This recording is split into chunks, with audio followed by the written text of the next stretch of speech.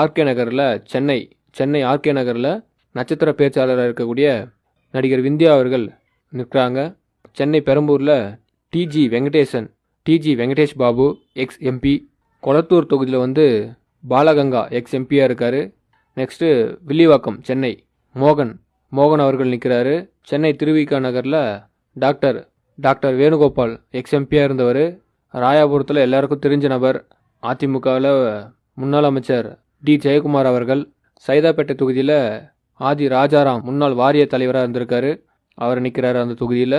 ஆயிரம் விளக்கு சென்னை கே முகில் அவர் நிற்கிறாரு. சென்னை அண்ணாநகர் தொகுதியில் கோகுல இந்திரா முன்னாள் அமைச்சராக இருந்திருக்காங்க, அவங்க நிற்கிறாங்க அந்த தொகுதியில்.